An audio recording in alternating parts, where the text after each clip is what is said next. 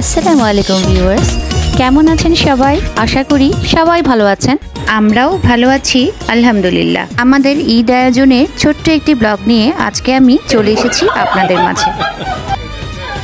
ব্যস্ততার মধ্যে থাকলেও ঈদ তো ঈদই। ঈদটাকে জাঁকজমকপূর্ণ করতে কিছু তো আয়োজন থেকেই যায়।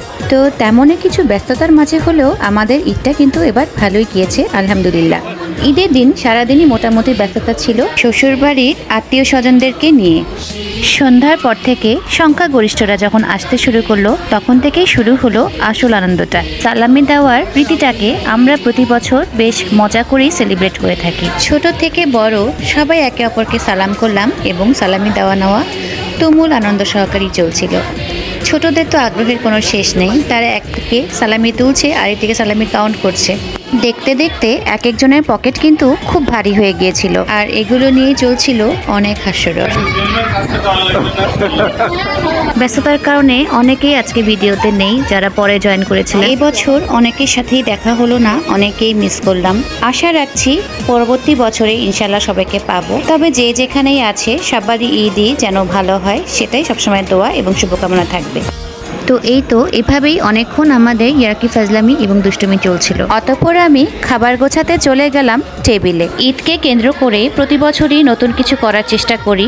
তো এবার আমি নাস্তার আয়োজনের সাথে করেছিলাম একটা স্পেশাল আয়োজন, সেটা ছিল তান্দুরি চিকেন। সাধারণত ঈদের অনুষ্ঠানগুলোতে এই ধরনের তান্দুরি অথবা বারবিকিউ করা হয় না, তাই আমি ভাবছিলাম যে একঘেয়েমি পোলাও বিরিয়ানি খেতে খেতে সবাই হয়তোবা বিরক্ত হয়ে গেছে অলরেডি। তো এই তো আমাদের যে ছোট্ট বারবিকিউ চুলাটি আছে সেটা বারান্দায় আমরা সেট করে নিয়েছি এবং এখানে কয়লায় ঝলসানো হচ্ছে চিকেনের তান্দুরি আর চিকেন রেশমি কাবাব। আমার এই প্রিপারেশনটি সবাই দারুণ পছন্দ করেছিল। আর এখানে ছবিতে দেখা যাচ্ছে আমার সন্ধ্যার কিছু টুকিটাকি নাস্তার আয়োজনের ছবি। খাবারে গতানুগতিক পোলাও কোরমা এবং তান্দুরি চিকেনের আয়োজনটি ছিল। সবাই মোটামুটি তৃপ্তি করে খেয়েছিল আলহামদুলিল্লাহ। সন্ধ্যার খাওয়া দাওয়া আর সালামি আদান প্রদানের শেষে চলছিল বাচ্চাদের টুকটাক খেলা। সবকিছু মিলিয়ে এভাবেই কেটে গেল ঈদের প্রথম দিনটি। প্রথম দিনের ধুমধারাকা এই আয়োজন শেষে দ্বিতীয় দিনে আমরা বের হলাম একটু ঘুরতে। সময় বের করে চলে গেলাম ফুপুর বাসায় এবং তারপরে চলে গেলাম আমার এক বড় ভাই ভাবির বাসায় বেড়াতে। তাদের বাসাতেও অনেক মেহমান ছিল, তারপরেও ভাইয়া ভাবি এবং প্রিয় উমামা আমাদের সাথে গল্পগুজব করলো এবং বেশিক্ষণ বসতে চাইছিলাম না বলে বক্স করে খাবারটা পর্যন্ত গুছিয়ে দিল। এরপর আমরা চলে গিয়েছিলাম আমার প্রিয় আরেক বোনের বাসায়।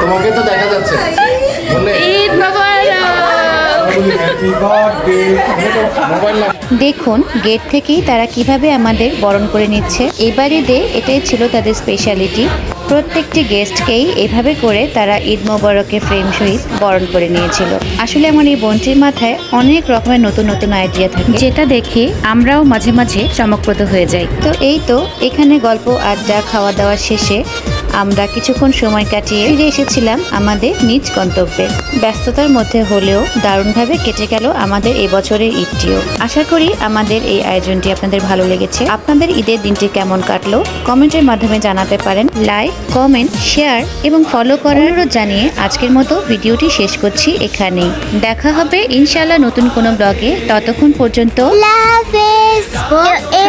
সবাইকে ঈদ মোবারক।